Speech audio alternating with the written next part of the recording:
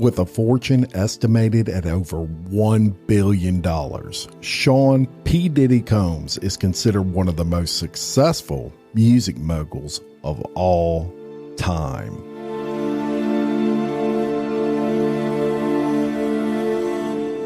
At just 24 years old, he founded Bad Boy Records and is credited with the discovery of some of music's biggest artists, including Usher, Mary J. Blige, and the notorious B.I.G.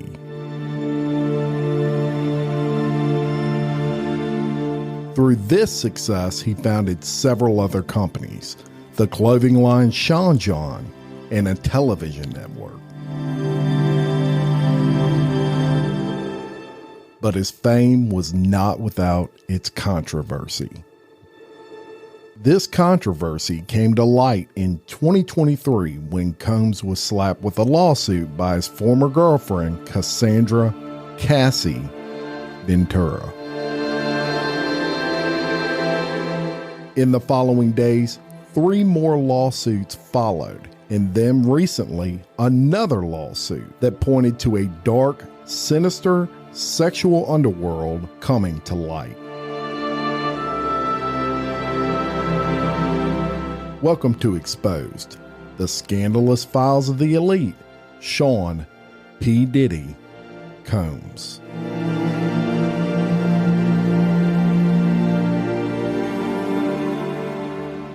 Hey, welcome back to Exposed, Scandalous Files of the Elite. And look, if you have not heard the first episode in this series with Sean P. Diddy Combs, go listen. I'm going to reference that a little bit in this particular podcast as well. Like we like to do in all of our episodes of Exposed, we're going to jump right into it. So look, of all these lawsuits, and P. Diddy in the last 3 months has had a plethora of them.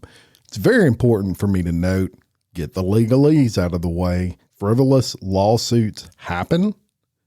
This has not been adjudicated, and it is alleged until it's proved otherwise in a court of law. But let me tell y'all, what I'm about to tell you, this one's different.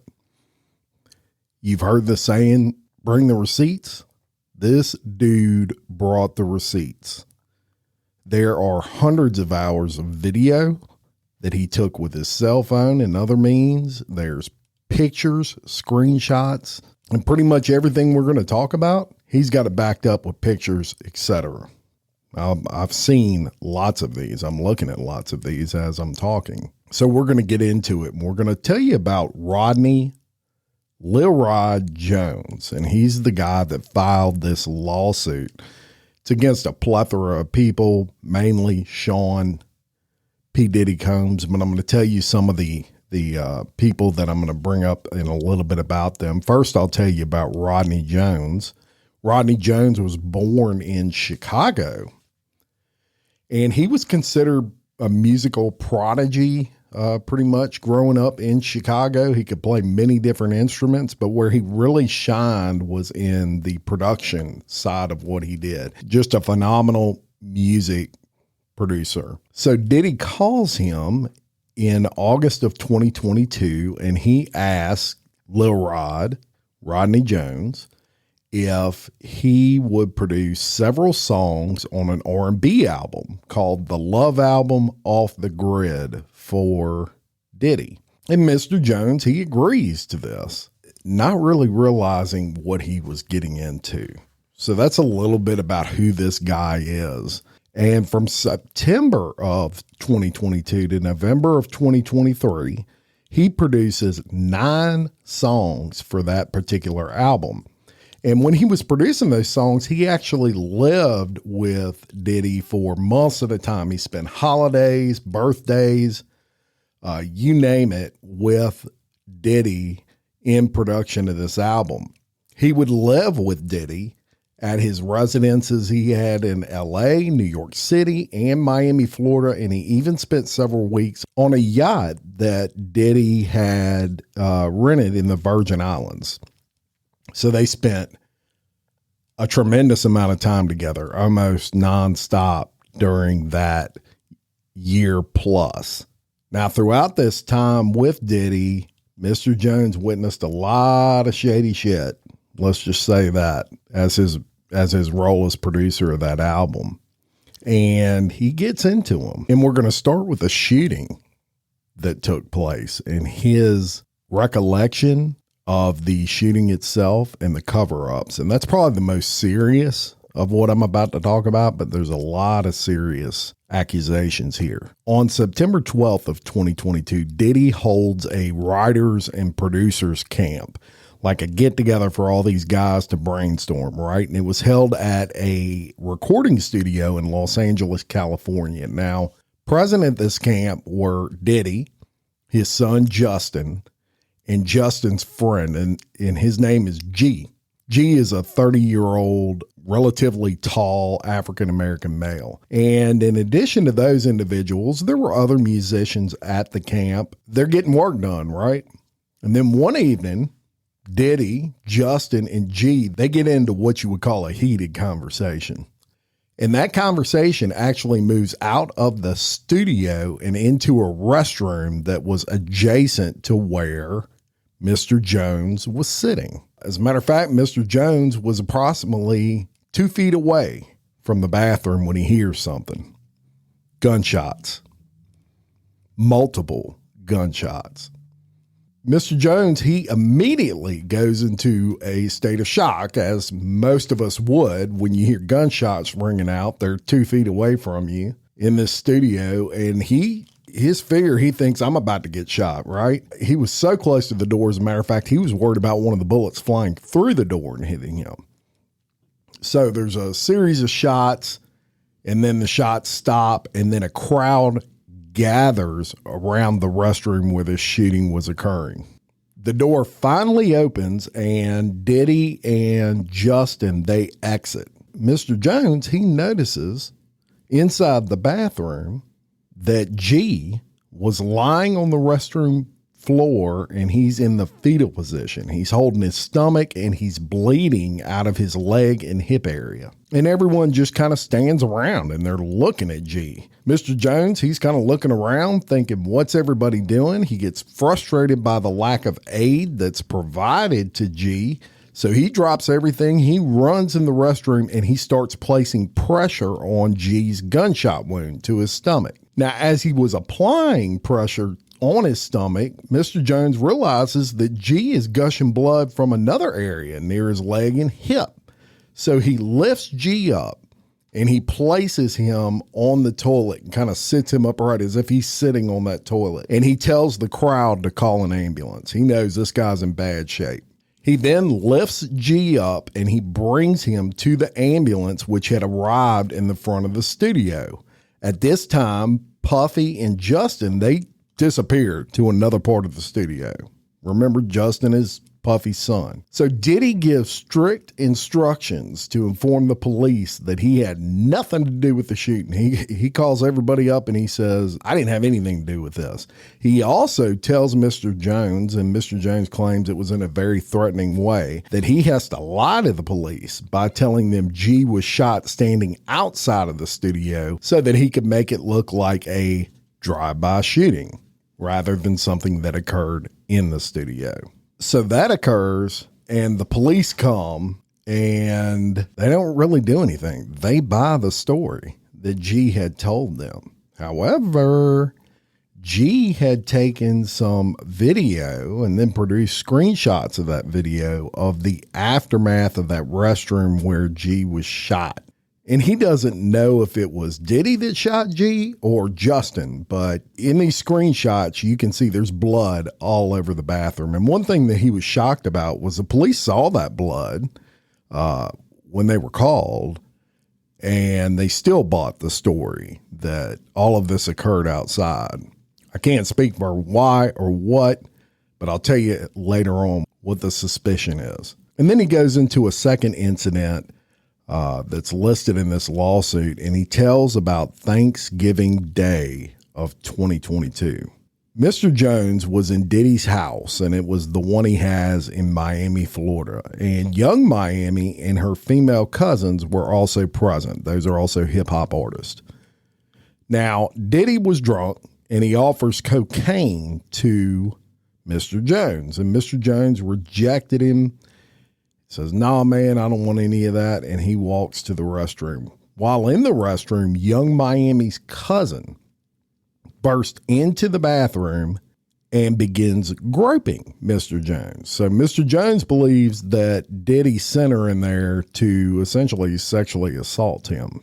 I know that sounds weird, y'all. He's a guy. This is a girl. You know, typical perception of men. They're not going to turn that down or whatever, but this guy says he didn't want anything to do with that. She enters the bathroom. She drops to her knees and she starts performing oral sex on Mr. Jones' exposed penis. He gets pissed. He doesn't want this. He pushes her away and he exits the bathroom. Young Miami's cousin did not take too kindly to this rejection, and she proceeded to follow him out of the bathroom. She starts undressing, gets naked, and attempts to straddle him and have sex with him in the presence of Diddy and his staff. Now, if you'll remember in the first episode, we told you about the freak-offs.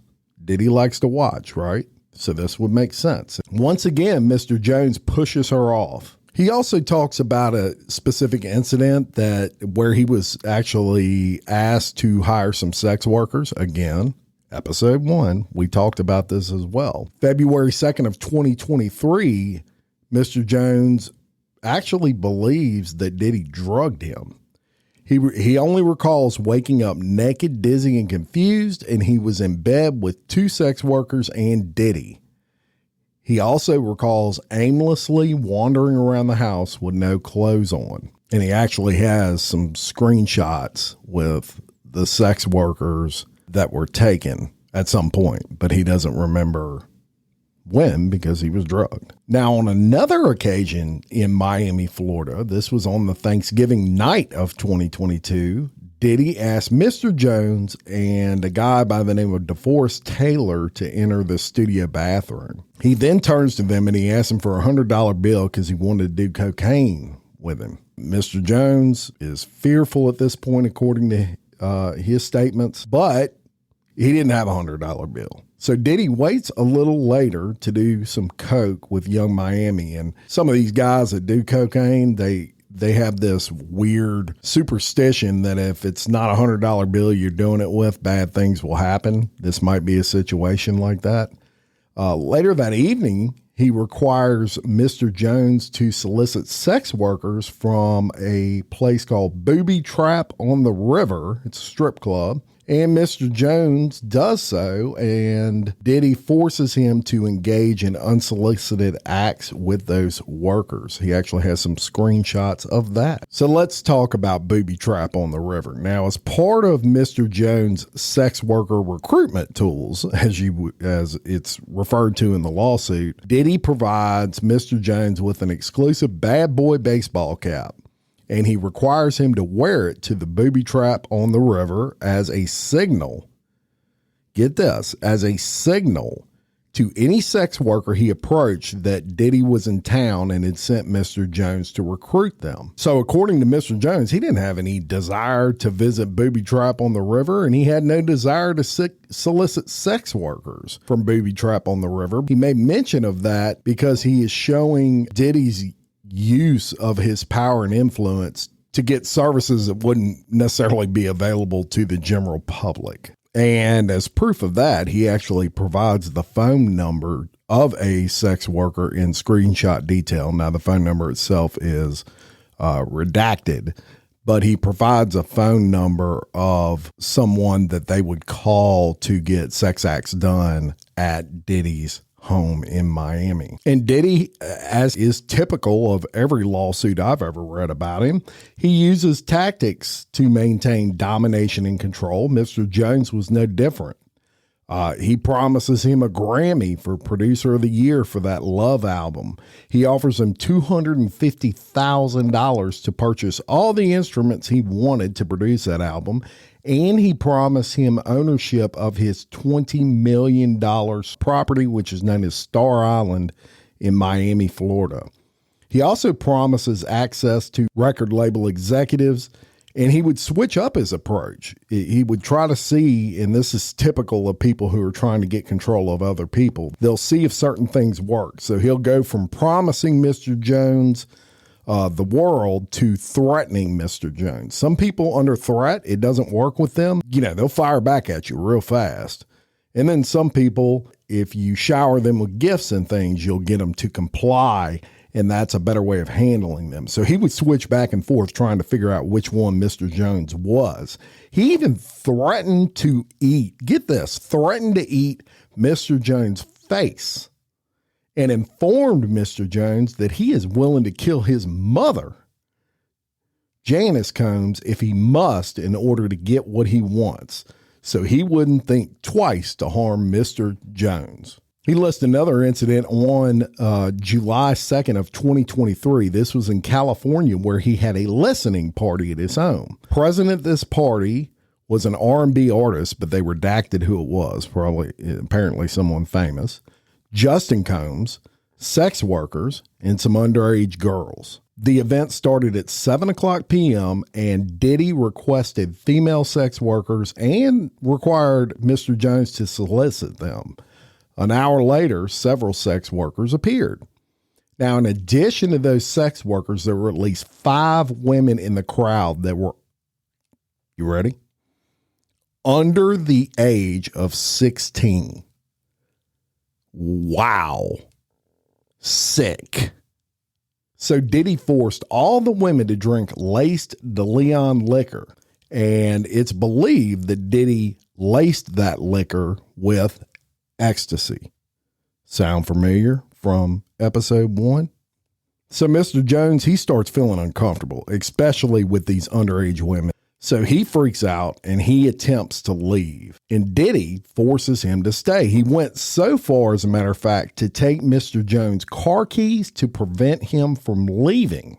And then he forces him under threat to drink laced DeLeon shots. So Mr. Jones, he starts to feel lightheaded. He recalls passing out, and then he recalls waking up at 4 a.m. the following morning naked with a sex worker sleeping next to him. And as you would expect, he has screenshots of a video from that night. And they have identified some of these females. They don't put their name, but they do put that they were underage that are actually in the pictures. They redact their faces. They basically block them out with a square block that's blacked out. But 3 different underage females are identified via video, one of them making out with Diddy. So I'm sure there's a lot of people out there that are fans of one of my favorite movies of all time, which is Jerry Maguire. Show me the money, right? Cuba Gooding Jr. in that movie, in addition to a few more that he did, he became a legit star after Jerry Maguire. He's also known as a world-class piece of shit when it comes to sexual assault. And guess what? Cuba Gooding Jr. comes up in one of these actions in this lawsuit. And he's mentioned as proof from Mr. Jones that Diddy was grooming him to pass him off to friends. Well, that fear became a reality when Diddy introduces Mr. Jones to Cuba Gooding Jr. while they were on Diddy's yacht. During the introduction, Diddy suggests that Cuba get to know Mr. Jones a little bit better. And he then leaves them alone in a makeshift studio on the yacht. What he didn't know is that that was being videoed. Mr. Jones, he was getting a little uncomfortable with all of this. And he had the thought process to grab his cell phone and prop it up against something and video this meeting. And in that video, and provided by evidence from Mr. Jones, Cuba Gooding Jr. begins touching, groping, and fondling Mr. Jones' legs, his upper inner thighs near his groin, and the small of his back near his buttocks and his shoulders. Now, let me break this down for you. If you're a straight man, and even a gay man for that matter, really either way, if another man comes up to you and he's doing all of that, you're going to have a problem with it. And you're going to get really uncomfortable really fast if you're not looking for that. And Mr. Jones, he gets extremely uncomfortable and he proceeds to lean away from Mr. Cuba Gooding Jr. He rejects those advances, and Mr. Gooding Jr., he didn't stop until Mr. Jones forcibly pushes him away. And he provided screenshots of this incident. And I'm going to describe to you what I'm actually looking at where he's forcibly touching Mr. Jones. He's got his hand literally in between his legs. If he's not touching his penis, he's so close, it's unbelievable. His other arm is around him. They are sitting on a couch, and Cuba Gooding Jr. is almost looking this guy in the eyes. Screenshots provided. He's got the receipts. So again, he goes into some accusations of where Diddy would try to use his power and influence to threaten and intimidate Mr. Jones. And it went beyond just saying, I'm going to whip your ass, right? I'm going to inflict bodily harm on you, whatever. He actually goes into a situation where he was owed some money from Diddy for work he had performed. He had an agreement. It was a work for hire agreement. And he attempts to work with Diddy to secure these publishing and royalty rights for that work he had completed on the Love album. And Diddy, he only offers Mr. Jones $29,000 for 13 months worth of work, y'all. $29,000 for 13 months. You're talking thousands of hours of work, 9 songs that actually made it onto what's known as the Love album. And that's what he offered him. And Mr. Jones, he wasn't sure how to handle this. You know, he just wanted away from Diddy at this point. And he says, look, I'll take 50 grand. Diddy, in his greed, said, no, you're getting $29,000. So Mr. Jones, he didn't know what to do, and he decides to try to take to social media and make a public plea for Diddy to pay him for his work. So he basically goes on social media and says, Diddy's ripping me off, and he needs to pay me for what I've done, hoping that it will embarrass Diddy into paying him. People that work for Diddy, they start threatening him, and he provided some screenshots of this where there was some text back and forth and they were threatening him. And I'm not going to really go into all that. It's just back and forth bullshit, really. He also lists another occasion where while standing in Diddy's bedroom, Mr. Jones was forced to watch as Diddy displayed his guns and he starts bragging about getting away with shooting people. So what's he doing there? More intimidation. It's kind of like, you know, if you have daughters and the dad comes out, if you're a dad and you're listening to this, or if you're a wife, your husband comes into the room and he starts cleaning his gun in front of the daughter's boyfriend.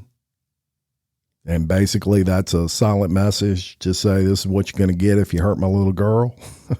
Same thing with Diddy. That's what he's trying to do. And he also shares some information telling Mr. Jones that he was responsible for a shooting in a nightclub where actually a rapper that was under Bad Boy's label, a guy by the name of Shane, that was the rapper's music name. He kind of took the fall for a shooting at this nightclub, but Diddy tells Mr. Jones that he was actually the one responsible for it. As a matter of fact, he said the artist Shane and Mr. Combs' girlfriend at the time, Jennifer Lopez, y'all have heard of J-Lo, carried the gun in the club for him and passed him the gun after he got into an altercation with another individual. Let's talk about Fahim Muhammad, because it gets really interesting now. Diddy has a head of security, and that's his name, Fahim Muhammad. And he is, if you've ever seen Pulp Fiction, there's a character in the movie Pulp Fiction. What a great movie, by the way. And this character is known as the Wolf. And when you have a problem, you call the Wolf. Fahim Muhammad was basically the Wolf, right? For Bad Boy Records. He was called, and he had the power to make people and problems disappear. It is Mr. Jones' statements that Fahim Muhammad was called during the shooting at the recording studio where he was 2 feet away, and that he dealt with the police and that problem went away. Here's another interesting fact about Fahim Muhammad I can't wrap my brain around. Before he was Diddy's chief of security, he was the chief of security for another famous artist. As a matter of fact, probably the biggest pop artist in history, Michael Jackson. Fahim was 21 years old when he was chief of security for Michael Jackson. Now, in 2008, he graduated from Sacramento State University. He had a Bachelor of Science degree in Business Administration with a concentration in real estate and marketing. So this is what is really strange to me. So I'm going to play a clip for you, and this is Fahim Muhammad and his testimony at Dr. Conrad Murray's trial. This is the trial for the doctor that was overseeing Michael Jackson when he died. And this clip is from June of 2009. And here's that testimony. Good afternoon, sir. Good afternoon.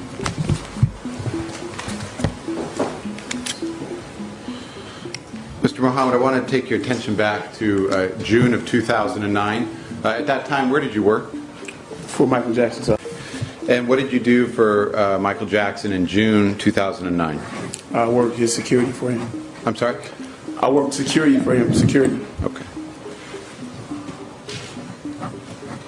And in June of 2009, at that point in time, how long had you worked security for Mr. Jackson? Approximately 10 months. Okay. And what were your responsibilities?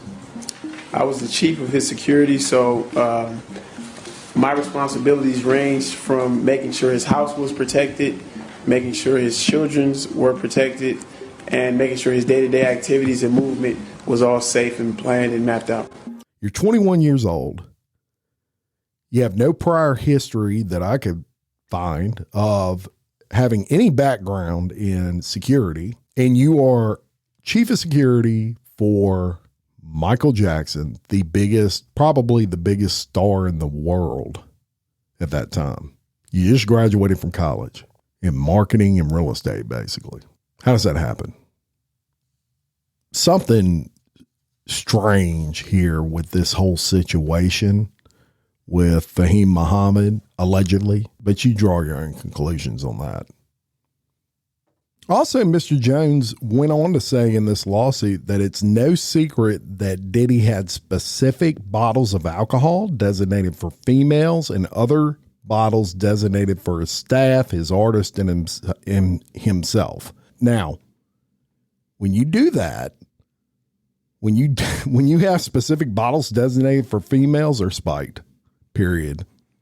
So if that's the case, that's a major problem. Now, there was even something, speaking of spiked drinks that he would provide females. There's a YouTube channel called The Art of Dialogue, and a former bodyguard of Diddy's by the name of Gene Deal actually exposes Diddy's pill mixing method used to spike cranberry juice and orange juice. And according to Mr. Deal, Mr. Combs will place ecstasy and other date rape drugs in the juices. Also on that same YouTube channel, The Art of Dialogue, a former artist by the name of Mark Curry exposes Diddy spiking bottles of champagne in the VIP section of nightclubs. And he said that Diddy would have a set of champagne bottles for his artist and a set for women. He also brings up the CEO of, or the former CEO of Motown Records. Ethiopia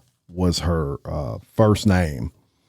And he recalls seeing Ethiopia visit Diddy's homes in Miami and Los Angeles. And according to Mr. Jones, whenever she would visit Diddy at his homes, it would be in the evening. And she and Combs would disappear, and he's assuming they would go have sex because they go in Diddy's bedroom. But that's not there's nothing illegal about that, right? However, he also says that Miss Ethiopia would sponsor and attend several Love album listening parties at Diddy's home in Los Angeles, and that at these parties, sex workers and underage girls were present, and she was aware of it. He also claims that she was aware that Diddy was drugging attendees through laced bottles of tequila and Ciroc vodka. So as you'll find with a lot of the episodes of Exposed that I do, many, many times people just turn their heads to all this shit. It's just ironic that this guy has all the receipts. I told you this was different one, y'all. So let's talk about his chief of staff, a female by the name of Christina K. He describes Christina K as the Ghislaine Maxwell to Sean Combs' Jeffrey Epstein. And according to Miss Jones, during the 13 months that he lived and traveled with Diddy, he witnessed Diddy display and distribute guns from his bedroom closet to questionable individuals dressed all in black. And I know that sounds crazy, y'all, but this shit happens. You get at this level in life and this kind of money and crazy, goofy shit like this happens. And the men in black showed up, right? And he gives them guns. Now, according to Mr. Jones, during the 13 months he lived and traveled with Diddy, he witnessed the chief of staff openly order her assistants to keep Diddy high off gummies and pills. He also said that the chief of staff required all employees, from the butler, the chef, to the housekeepers, to walk around with a pouch or a fanny pack filled with cocaine, GHB, ecstasy, marijuana gummies, and what's known as Tusi, which is a pink drug that is a combination of ecstasy and cocaine. And he says it was very important to the chief of staff to have Mr. Combs' drug of choice immediately ready when he asked for it. He says that she ordered sex workers for Diddy and prostitutes. He said that she ordered and distributed ecstasy, cocaine, GHB, ketamine, marijuana, and mushrooms to Diddy and his celebrity guests who were present on his rented yacht and his homes in LA, New York City, and Miami, and on multiple occasions forced Mr. Jones to carry Diddy's drug pouch against his will. And he says that Diddy funded and used his affiliation with local gangs and gang leaders who would frequent his homes in LA and Miami to secure drugs and guns he obtained and distributed out of his homes in LA and Miami. He also claims that Diddy was allowed to just wreak havoc. And if you ain't heard enough so far, let me give you this scenario. While living and traveling with Diddy, Mr. Jones discovered that Diddy had hidden cameras in every room of his homes. And I'm going to lay out to you the significance of that in a minute. Mr. Jones also believed that Diddy had recordings of music label executives, politicians, athletes, and other celebrities, and that those individuals were recorded without their knowledge and consent. And as is the case with the homosexual sex tape of Stevie J that Diddy provided to Mr. Jones, Diddy possessed compromising footage of every person that attended his freak-offs and his other house parties. It's also his belief that makes him above the law and untouchable. He even brings up a scenario where Diddy employed a guy by the name of Jose Cruz as his IT director. And Jose Cruz is who he said, meaning Mr. Jones, is the gatekeeper to all of Diddy's recordings. He goes on to say that Jose Cruz intentionally hides behind the camera and from social media and the internet due to all the incriminating acts he was required to record. So let's talk about that for a second. One of the things in the Epstein case that is believed from a lot of people is that he had incriminating evidence of very, very highly powerful people committing sex acts with minors, kids, children. So when you have that kind of evidence, you feel like you can get away with anything. This is a problem, y'all, in the elite aspects of our world right now. The powerful of the powerful of the powerful, like Diddy, for example. That's what they do. They get this evidence on you that if you ever say anything about them, or you try to prosecute them, or you do anything that would cause them to lose their lifestyle, they've got you on camera having sex with another man, if you're a man and you're not a gay man, and they're going to release it, right? Or having sex with a minor, or participating in these freak offs and you're married, or whatever. However, as Mr. Jones is doing, you got to be careful, because some people will speak out regardless, and he's got the receipts.